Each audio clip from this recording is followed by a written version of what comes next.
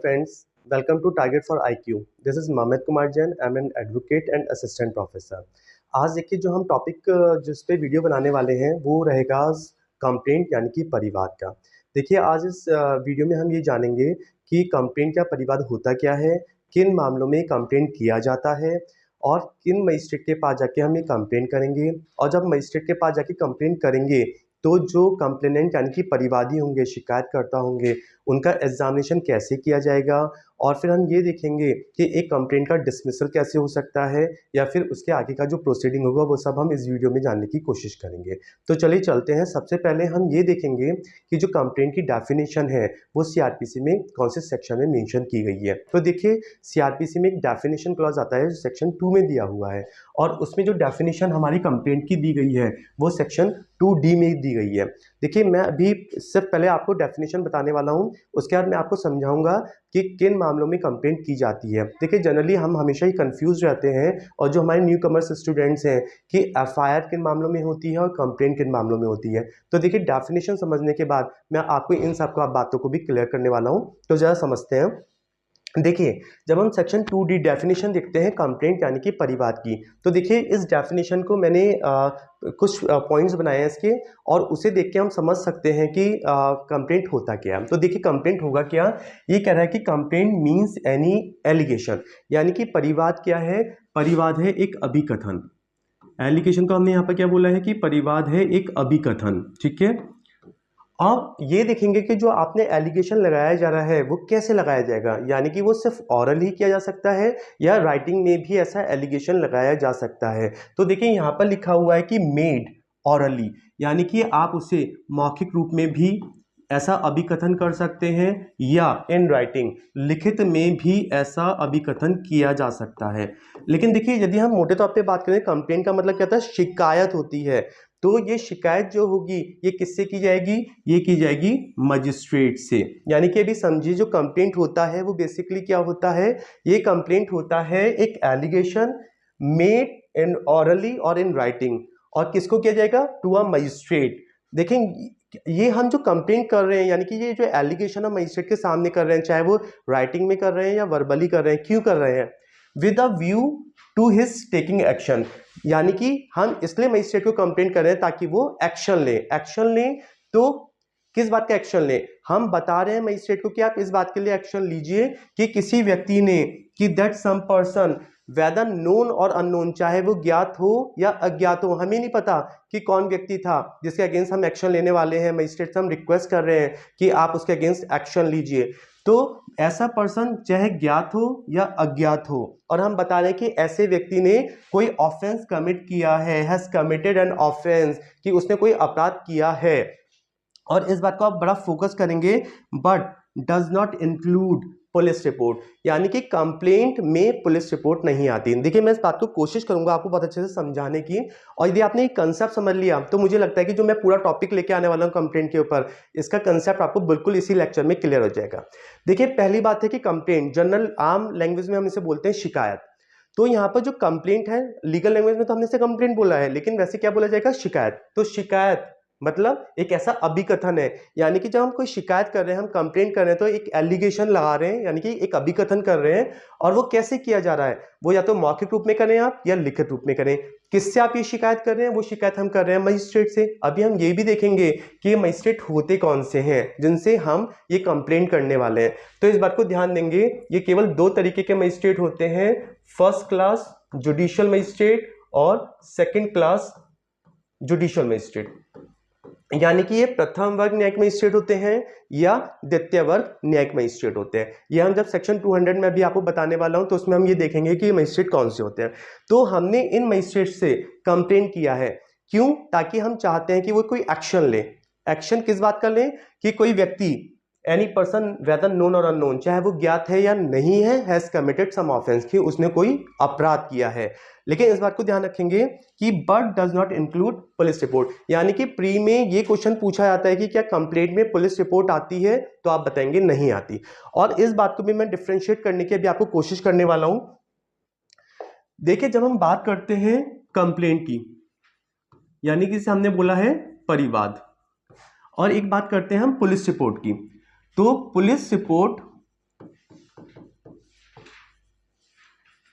अब देखिए मसला यहाँ पर ये कह रहा है कि complaint doesn't include police report. अब पुलिस रिपोर्ट होता क्या है, तो पहले इस बात को आप अच्छी तरह समझेंगे कि जो पुलिस रिपोर्ट होता है वो कैसे होता है। जनरली देखिए ऑफेंस दो तरीके के होते हैं, ऑफेंस होते हैं दो तरीके के। कौन कौन से ऑफेंस होते हैं, एक होता है कॉग्निजेबल और एक होता है नॉन कॉग्निजेबल। एक कौन सा होता है, एक होता है कॉग्निजेबल और एक होता है नॉन कॉग्निजेबल। इसे हमने बोला है संज्ञेय अपराध। ये कौन सा अपराध है, संज्ञेय। और ये कौन सा हो गया, ये हो गया नॉन कॉग्निजेबल में असंज्ञेय अपराध। तो देखिए अब पहले इस बात को समझ लीजिए, यदि आपने कंसेप्ट समझ लिया तो हमें ये बात समझ में आ जाएगा कि एक कंप्लेंट पुलिस रिपोर्ट से कैसे अलग है, यानी कि कंप्लेंट या परिवार में पुलिस रिपोर्ट क्यों नहीं आता, ये बात डेफिनेशन में क्यों लिखी गई है। देखिए एक होता है कॉग्निजेबल ऑफेंस यानी कि संज्ञेय अपराध, और जो संज्ञेय अपराध होते हैं उसमें केवल और केवल एफआईआर लॉज होती है, ठीक है। लेकिन इसके कुछ एक्सेप्शनल केसेस हैं जिनमें आप कंप्लेंट भी कर सकते हैं, लेकिन अभी मोटे तौर पे आप ये मानिए कि जो कॉग्निजेबल ऑफेंस होते हैं उसमें होती है एफआईआर, और जो नॉन कॉग्निजेबल ऑफेंस होते हैं यानी कि असंज्ञेय अपराध होते हैं उसमें क्या होता है, उसमें होता है कंप्लेंट, उसमें क्या होता है, परिवाद। हम जरा समझते हैं कि यदि आपने कॉग्निजेबल मैटर में एफआईआर किया है तो एफआईआर होने के बाद कौन सी स्टेज आती है, वो स्टेज आती है इन्वेस्टिगेशन की यानी कि अन्वेषण की। और जब इन्वेस्टिगेशन होगा तो कभी तो वो इन्वेस्टिगेशन कंक्लूड होगा, कभी तो वो इन्वेस्टिगेशन खत्म होगा। तो जब जो इन्वेस्टिगेशन ऑफिसर है अपनी इन्वेस्टिगेशन कंक्लूड करते हैं तो क्या बनाते हैं, वो एक बनाते हैं पुलिस, यानी कि जो कंक्लूजन है उसे बोला जाता है पुलिस रिपोर्ट। इसे क्या बोला जाता है, पुलिस रिपोर्ट, ठीक है। अब ये पुलिस रिपोर्ट यदि एक्यूज के फेवर में है तो आप इसे बोल सकते हैं एफआर, फाइनल रिपोर्ट, और यदि ये एक्यूज के अगेंस्ट होती है तो इसे हम क्या बोलते हैं, चार्जशीट। लेकिन चाहे वो फाइनल रिपोर्ट के रूप में हो या चार्जशीट के रूप में हो, उसी को हमने क्या बोला है, पुलिस रिपोर्ट। और देखिए यहाँ पर आपने कॉग्निजेबल मैटर में एफआईआर की और एफआईआर होती है तो इन्वेस्टिगेशन होता है, इन्वेस्टिगेशन होता है तभी तो पुलिस रिपोर्ट आती है। लेकिन ये पुलिस रिपोर्ट एक डिफरेंट चीज है क्योंकि ये एफआईआर के थ्रू इन्वेस्टिगेशन होने के बाद पुलिस रिपोर्ट बनती है। लेकिन जब कंप्लेंट होती है तो कंप्लेंट एक अलग बात है, यानी कि इसमें एफआईआर लॉज होती ही नहीं, और एफआईआर लॉज नहीं होती तो सीधे सीधे देखिए आप जो एफआईआर होती है वो पुलिस स्टेशन पे होती है, लेकिन जो कंप्लेंट होती है अभी मैंने डेफिनेशन में आपको बताया है कि जो कंप्लेंट होती है वो कहाँ होती है, वो मजिस्ट्रेट के पास होती है। तो यदि आपने कंप्लेंट किया है ये मजिस्ट्रेट के पास हुआ, आपने एफआईआर लॉज की थी पुलिस के पास की थी, और फाइनली इन्वेस्टिगेशन होने के बाद पुलिस रिपोर्ट आती है। तो इसी वजह से ये लिखा हुआ है कि but complaint doesn't include police report, यानी कि परिवाद अलग है और पुलिस रिपोर्ट अलग है। तो इस बात को भी आप जानिए, इस वीडियो में मेरे थ्रू आप ये जानिए, ये बात समझिए, जो न्यू कमर्स है उनको ये जानना चाहिए कि जो कंप्लेंट होती है वो जनरली नॉन कॉग्निजेबल ऑफेंस में होती है यानी कि असंज्ञेय मामलों में होती है, और जो एफआईआर होती है वो कॉग्निजेबल मैटर में होती है, ठीक है। अब हम यदि 2D की डेफिनेशन पढ़ लें, कंप्लेंट की डेफिनेशन पढ़ लें, तो इसमें एक एक्सप्लेनेशन भी दिया हुआ है और इस बात को आपको समझना है। देखिए कभी कभी क्या होता है, देखिए बहुत इंपॉर्टेंट बात मैं यहाँ पर लेके चलूंगा, कभी कभी ऐसा होता है कि हमें लगा कि एक कॉग्निजेबल ऑफेंस है, एक संज्ञेय मामला है, एक संज्ञेय अपराध हुआ है। अब प्राइमा फेसाई हमें क्या लगा कि ये कॉग्निजेबल ऑफेंस है, तो इस पे क्या हो गया, इस पे एफआईआर लॉज हो गई, क्योंकि मैंने अभी आपको बताया था कि कॉग्निजेबल मैटर्स में एफआईआर लॉज होती है, लेकिन नॉन कॉग्निजेबल मैटर में या असंज्ञेय अपराधों में एफआईआर लॉज नहीं होती है। तो कॉग्निजेबल मैटर में हमें क्या लगा, प्राइमा फेसाई जो ऑफेंस हुआ है वो कौन सा है, संज्ञेय मामला, संज्ञेय अपराध, कॉग्निजेबल ऑफेंस। तो इसमें हमने क्या किया, एफआईआर लॉज कर दी। कौन से सेक्शन में, सेक्शन 154 सीआरपीसी में एक एफआईआर लॉज हो गई। अब एफआईआर लॉज होने के बाद क्या हुआ, इन्वेस्टिगेशन हुआ। जो आयु हैं वो क्या कर रहे हैं, अन्वेषण कर रहे हैं, विवेचना कर रहे हैं, इन्वेस्टिगेशन कर रहे हैं, और इन्वेस्टिगेशन का भी जो प्रोसीजर दे रखा है पूरे सीआरपीसी में वो 157 से लेके सेक्शन 176 तक मेंशन किया हुआ है। अब जब आयु उसमें इन्वेस्टिगेशन कर रहे थे तो उन्हें अब पता चला कि जिस मामले में एफआईआर लॉन्च हुई थी, जिस मामले में वो विदाउट मजिस्ट्रेट ऑर्डर इन्वेस्टिगेशन कर रहे थे, वो तो नॉन कॉग्निजेबल ऑफेंस था, वो तो असंज्ञेय मामला था। और ये बात भी आप जानिए कि यदि कॉग्निजेबल ऑफेंस है तो पुलिस को ये पावर होती है कि वो विदाउट मजिस्ट्रेट ऑर्डर या विदाउट वारंट इन्वेस्टिगेशन और अरेस्ट कर सकते हैं, लेकिन नॉन कॉग्निजेबल ऑफेंस में पुलिस को विदाउट वारंट और विदाउट मजिस्ट्रेट ऑर्डर ये पावर नहीं होती। लेकिन अब चूंकि वो कॉग्निजेबल ऑफेंस हमें लगता था, लेकिन वो कौन सा निकला, वो इन्वेस्टिगेशन में हमें पता चला कि वो ऑफेंस कौन सा है, नॉन कॉग्निजेबल ऑफेंस, और हमने उसे कॉग्निजेबल ऑफेंस मान के उसमें एफआईआर लॉन्च कर दिया, उसमें इन्वेस्टिगेशन हो गया। तो अब इन्वेस्टिगेशन हो गया है तो भाई अब पुलिस रिपोर्ट तो आपको भेजनी पड़ेगी मजिस्ट्रेट को, क्योंकि इन्वेस्टिगेशन होने के बाद जो कंक्लूजन जो कंक्लूड होता है इन्वेस्टिगेशन, उसे हम बोलते हैं पुलिस रिपोर्ट। अब चूंकि आपने इन्वेस्टिगेशन किया है तो आपको पुलिस रिपोर्ट भेजनी पड़ेगी। तो जो ये पुलिस रिपोर्ट हमने किसको भेजी है, ये भेजी है मजिस्ट्रेट को, क्योंकि कोई भी पुलिस रिपोर्ट मजिस्ट्रेट को ही भेजी जाती है। कौन से सेक्शन में, 173 क्लॉज 2 में। ये जो पुलिस रिपोर्ट भेजी गई है, ये सेक्शन 2D में हम जब एक्सप्लेनेशन पढ़ते तो उसमें सीधे सीधे लिख दिया है कि अब ये पुलिस रिपोर्ट ऐसे ट्रीट होगी मानो कि ये कंप्लेंट है, मानो कि ये परिवाद है। अब हम इसे इसलिए अब पुलिस रिपोर्ट नहीं मानेंगे क्योंकि मामला वो ऑफेंस नॉन कॉग्निजेबल था। तो ऐसे में हमने इसे क्या ट्रीट किया, इसे हमने ट्रीट किया पुलिस रिपोर्ट। जो पुलिस रिपोर्ट था उसे हमने कैसे ट्रीट किया, कंप्लेंट के रूप में। और जो आईओ था यानी कि इन्वेस्टिगेशन ऑफिसर जिसने पुलिस रिपोर्ट सबमिट की थी मजिस्ट्रेट को 173 क्लॉज 2 में, और ऐसे आईओ अब माने जाएंगे कंप्लेनेंट यानी कि परिवादी, यानी कि ये माना जाएंगे कि वो आईओ ही एक्चुअली एक एग्रीव पार्टी थे, यानी कि पीड़ित पक्षकार थे। तो उनकी जो पुलिस रिपोर्ट है उसे हमने क्या ट्रीट किया, हमने ट्रीट किया कि ये है आपकी कंप्लेंट। और जो आईओ है उन्हें हमने कैसे ट्रीट किया, उन्हें हमने ट्रीट किया क्या, कंप्लेनेंट यानी कि परिवादी। तो ये हमारा कंप्लेंट की बात मैंने की है जो सेक्शन 2D की बात करता है। लेकिन अब मसला यहाँ पर ये आता है कि जैसा मैंने आपको बताया वीडियो की शुरुआत में कि हम ये भी जानेंगे कि कंप्लेंट किसको की जाती है। वैसे मैंने आपको प्राइमा फेसाई बताया, लेकिन समझते हैं कि जब कंप्लेंट होती है तो ये कंप्लेंट किसको की जाती है। तो मैं आपको समझा दूं यहाँ पर देखिए जो कंप्लेंट होती है, देखिए कंप्लेंट, पहले इस बात को समझ लीजिएगा कि दो तरीके से मजिस्ट्रेट कॉग्निजेंस लेते हैं, एक पुलिस रिपोर्ट पे और एक जो कंप्लेंट होती है उस पे। तो देखिए मैं इसका प्रोसीजर बहुत शुरू से बताने वाला हूं ताकि आपके कंसेप्ट बिल्कुल क्लियर हो जाए। देखिए ऐसा हो कि एक नॉन कॉग्निजेबल ऑफेंस हुआ, जैसा मैंने आपको बताया कि जो असंज्ञेय मामला होता है, नॉन कॉग्निजेबल ऑफेंस होता है, उसमें जनरली एफआईआर लॉन्च नहीं होती। तो उसमें क्या होता है, उसमें होता है कंप्लेंट। लेकिन सोचिए मुझे लॉ की कोई जानकारी नहीं है और मेरे अगेंस्ट कोई नॉन कॉग्निजेबल ऑफेंस हो गया, वो जनरली कहाँ जाएगा, वो तो पुलिस स्टेशन पे जाएगा। अब वो पुलिस स्टेशन गया, वहां पर क्या जाके कह रहा है कि भाई हमारी एफआईआर लॉन्च कर दो, लेकिन वो पुलिस ऑफिसर तो जानते हैं ना कि ये नॉन कॉग्निजेबल ऑफेंस है, इसमें जनरली एफआईआर लॉन्च नहीं होगी। तो वो क्या करते हैं, वो सीआरपीसी के सेक्शन 155 क्लॉज 1 में एक एनसीआर रिकॉर्ड करते हैं, इसे एनसीआर लॉन्च करते हैं, इसे बोलते हैं नॉन कॉग्निजेबल रिपोर्ट। अब ये एनसीआर करने के बाद जैसा मैंने बताया कि ये नॉन कॉग्निजेबल ऑफेंस था, और नॉन कॉग्निजेबल ऑफेंस में police officer can not arrest without warrant, can not investigate without magistrate order. तो ऐसा ये मामला था, तो जो पुलिस ऑफिसर हैं उन्हें मजिस्ट्रेट के ऑर्डर के बिना ना तो इन्वेस्टिगेशन का राइट होता है, ना ही अरेस्टिंग का राइट होता है। तो ऐसे में ये एनसीआर तो रिकॉर्ड कर लिया जाएगा, ऑफिसर इंचार्ज होंगे, उनके कोई सबऑर्डिनेट ऑफिसर होंगे, वो एनसीआर रिकॉर्ड तो कर लेंगे, लेकिन अभी इन्वेस्टिगेशन नहीं कर सकते। तो ऐसे में वो पुलिस ऑफिसर इन्फॉर्मर को, किसको, जिसने सूचना दी है असंज्ञेय अपराध की, उस इन्फॉर्मर को कहेंगे, डायरेक्शन देंगे कि भाई जाओ मजिस्ट्रेट के पास जाओ। कौन से मजिस्ट्रेट के पास जाओ, उन मजिस्ट्रेट के पास जाओ जो सेक्शन 190 क्लॉज 1 में कॉग्निजेंस लेने के लिए एम्पावर्ड है, यानी कि संज्ञान लेने के लिए एम्पावर्ड है। और 190 क्लॉज 1 में कौन एम्पावर्ड है, वो है जुडिशियल मजिस्ट्रेट फर्स्ट क्लास। और जुडिशियल मजिस्ट्रेट फर्स्ट क्लास में ध्यान रखिएगा, जब मैं जुडिशियल मजिस्ट्रेट फर्स्ट क्लास की बात कर रहा हूं तो यहाँ पर सीजीएम भी आएंगे, एसीजीएम भी आएंगे, और जुडिशियल मजिस्ट्रेट फर्स्ट क्लास तो है ही। और या फिर किसको पावर दी गई है, वो दी गई है जुडिशियल मजिस्ट्रेट सेकंड क्लास को, यानी कि न्यायिक मजिस्ट्रेट सेकंड क्लास को।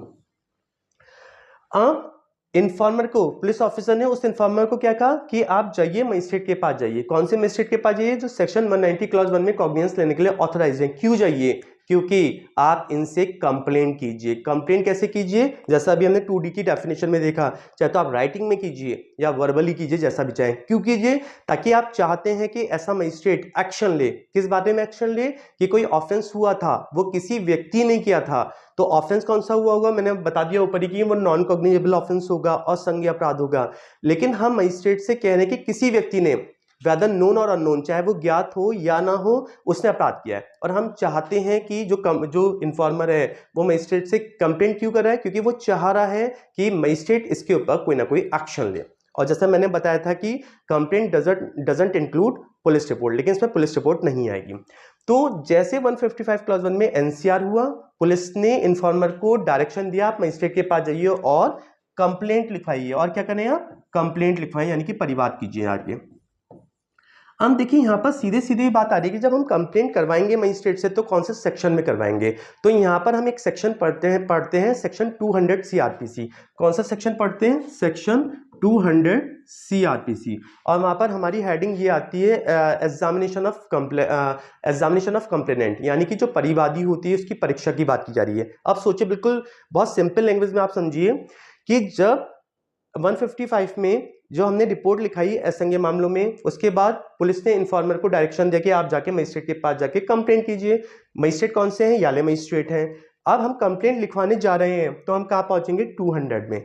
और 200 में सीधे सीधे ये बात क्या रखी है कि कोई मजिस्ट्रेट जो कॉग्निजेंस लेने के लिए ऑथोराइज्ड है, तो उन मजिस्ट्रेट के पास जाके कंप्लेनेंट यानी कि परिवादी वो शिकायत कर रहा है कि मेरे साथ ऐसा ऐसा ऐसा ऐसा ऑफेंस हो गया मेरे अगेंस्ट, तो वहां पर जो मजिस्ट्रेट है वो ऐसे कंप्लेनेंट का यानी कि परिवादी का एग्जामिनेशन करेगा, लेकिन ओथ पे करेगा, शपथ पे। और जब उसका एग्जामिनेशन हो जाएगा, एग्जामिनेशन का मतलब परीक्षा, यानी कि क्वेश्चन आंसर फॉर्म में उससे क्वेश्चन पूछे जाएंगे और जो कंप्लेनेंट या परिवादी है, शिकायतकर्ता, वो अपने आंसर दे देगा। तो ये हो गया ओथ पे एग्जामिनेशन। फिर वो मजिस्ट्रेट उस कंप्लेनेंट से पूछेंगे कि भाई उस समय कोई विटनेसेस भी आपके साथ हैं या नहीं है।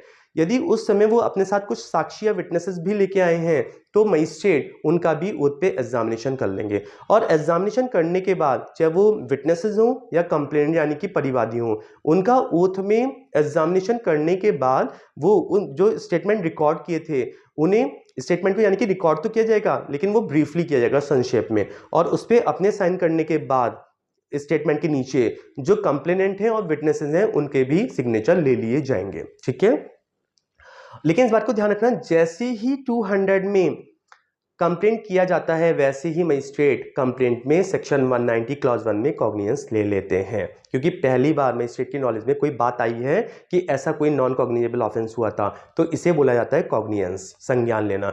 तो यहाँ पर 200 के साथ साथ जैसे ही 200 में जो कंप्लेनेंट है उसने जैसे ही शिकायत की मजिस्ट्रेट से, कंप्लेंट किया, वैसे ही कंप्लेंट पे मजिस्ट्रेट क्या कर लेते हैं? कॉग्निजेंस ले लेते हैं। ठीक है, अब हम बात करेंगे कि 202, 203 और 204 की भी मैं बात लेके चलूंगा। यानी कि कंप्लेंट के साथ हम सेक्शन, अभी मैंने आपको दिखाया 200, लेकिन इसी के साथ मैं दिखाऊंगा आपको सेक्शन 202, 203 एंड 204।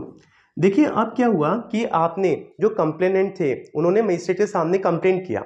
अब कंप्लेंट देखने के बाद, एग्जामिनेशन होने के बाद, और यदि जो विटनेसेस थे उनका एग्जामिनेशन होने के बाद यदि मजिस्ट्रेट को लगता है कि ये मामला नहीं बनता, एक्यूज के अगेंस्ट कोई मामला नहीं बन रहा है और खामा ये जो कंप्लेनेंट था यानी कि परिवादी था, ये बिना वजह हमसे शिकायत करने आ गए, तो वहां पर जो मजिस्ट्रेट है वो उस कंप्लेंट को जो 200 में रिकॉर्ड की गई थी, उस कंप्लेंट को सेक्शन 203 में डिसमिस कर देंगे, खारिज कर देंगे। कहेंगे कि कोई ग्राउंड ही नहीं बन रहा है कि उसके खिलाफ, तो हम इसे क्यों कंसीडर करें, तो 203 में से कर दिया जाएगा खारिज, डिसमिसल। और डिसमिसल जब किया जाएगा तो मजिस्ट्रेट ऐसा क्यों किया, क्यों डिसमिस किया, इसके रीजंस मेंशन करेंगे, यानी कि उन कारणों को बताएंगे।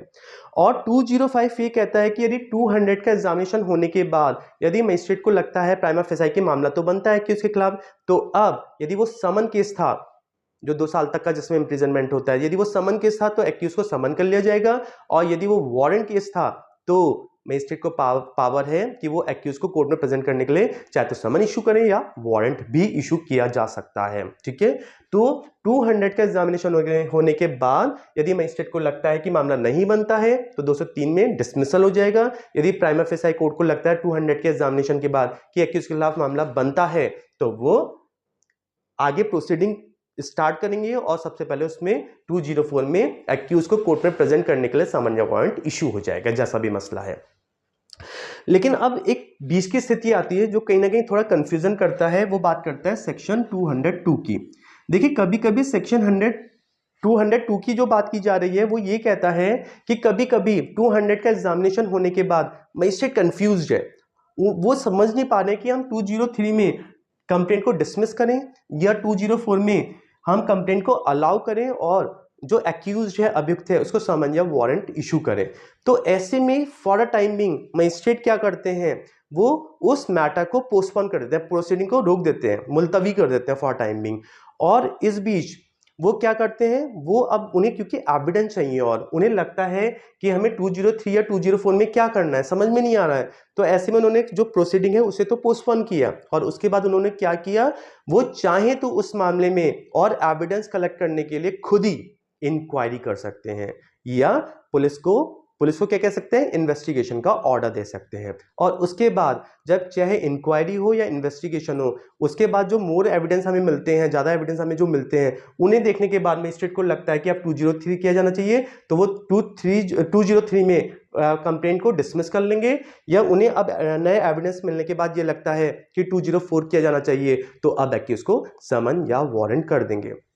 लेकिन आप यहाँ पर देखिए कि यहाँ पर जो मजिस्ट्रेट हैं उन्हें पुलिस को इन्वेस्टिगेशन करने का भी पावर दे दी गई है, यानी कि जो मजिस्ट्रेट हैं वो पुलिस को डायरेक्शन दे सकते हैं कि आप इस मामले में इन्वेस्टिगेशन कीजिए, ठीक है।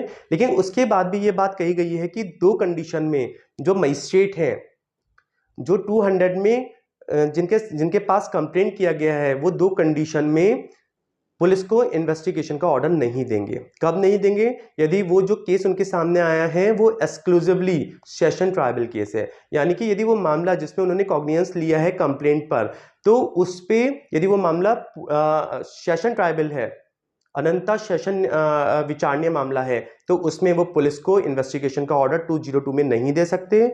और दूसरी बात, यदि जब तक जो कंप्लेनेंट हैं, परिवादी हैं, उनके जो विटनेसेस हैं, उनका 200 में ओथ पर एग्जामिनेशन नहीं ले लिया गया है, तब तक मजिस्ट्रेट 202 में इन्वेस्टिगेशन का ऑर्डर नहीं देंगे। तो आज का जो हमारा ये टॉपिक था पूरे कंप्लेंट पे, मुझे लगता है कि ये वीडियो आपके लिए बड़ा बेनिफिशियल रहेगा।